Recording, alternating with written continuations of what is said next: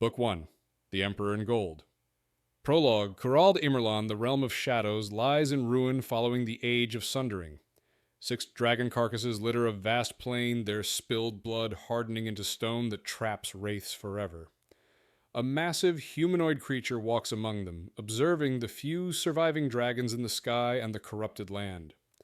A fissure bleeds powerful, destructive energy, remnants of a closed gate that cannot fully heal.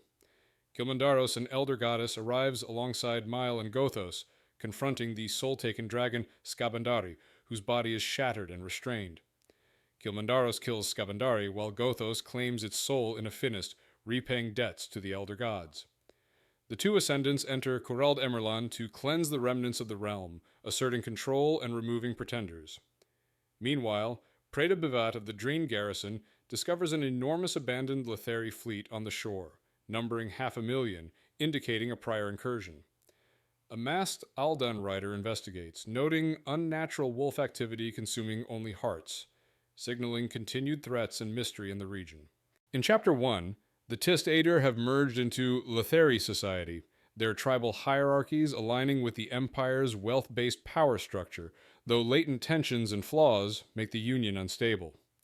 Invigilator Kairos Invictad inspects prisoners accused of sedition, including poets, innkeepers, and academics, demonstrating Letherii control through intimidation and executions, with many slated for the drownings. Tanal Yathanar, his officer, assists in enforcing compliance and managing the prisoners. Meanwhile, Raudos Hivanar, master of the Liberty Consign, monitors threats to the Empire's finances and directs Venit Satad to report on Dren City, highlighting subtle conspiracies and hoarding that could destabilize the economy.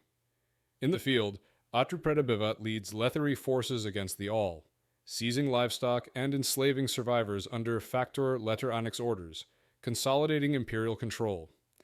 Udinas, Silkus Ruin, and Serenpedak rescue indebted slaves from Letherii and Aedir captors, while planning to evade further pursuit. Tehol and Bug focus on constructing specialized vaults and a mysterious box, setting schemes in motion for wealth, manipulation, and retribution. In Chapter 2, Serenpedak's party begins a dangerous ascent into a ruined mountainside city destroyed long ago by dragon sorcery. Silka's Ruin identifies the site as an ancient Kashan Shamal sky keep annihilated by multiple Elite. The group abandons wagons and horses, climbing on foot, and chooses to enter the ruins through an interior passage to avoid worsening conditions. Inside the tunnels, tensions surface between Silkus Ruin, Fir Sengar, and Udnas, revealing unresolved betrayals and conflicting goals. Kettle cryptically claims that the crippled god guides events, naming him as the power behind Rulad Sengar and the Aedir Empire, and warns that the group is being manipulated to reach a specific destination. In Drene, patriotist repression continues as Kairos Invictad outlines his philosophy of control, while Tanal Yathvanar brutalizes Janathanar. Meanwhile, the all-warrior Red Mask infiltrates Drene, massacres patriotist agents, guards, and lancers, revealing his return and escalating the all-threat tied to Letter Annex crimes. In Chapter 3, Emperor Rulad Sengar is shown to be psychologically shattered by his repeated deaths and resurrection through the cursed sword. Haunted by nightmares and guilt, he rules while unraveling. Troll Sengar confronts Rulad and urges him to abandon the sword, but Rulad refuses, believing the weapon is the source of his authority. Viewing Troll as a threat, Rulad orders his brother Shorn, exiling him from Aedir society.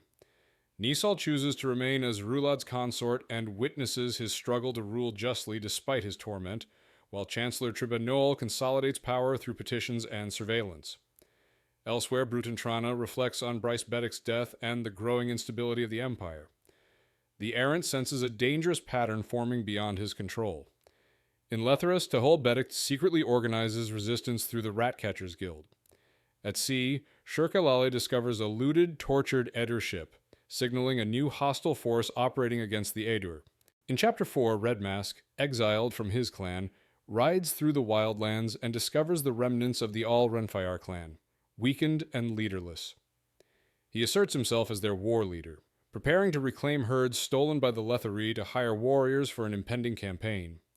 He demonstrates strategic prowess, coercing the hesitant Massarch into following all customs to mature and assert leadership. Red Mask orchestrates the retrieval of the Rodara herd, killing Letherii invaders, controlling the herd, and training the young warriors under his command. Simultaneously, Udanas, Fear Sengar, Kettle, Seren-Pedak, and Silkus Ruin navigate a forested pass toward a Letherii fort, encountering wards,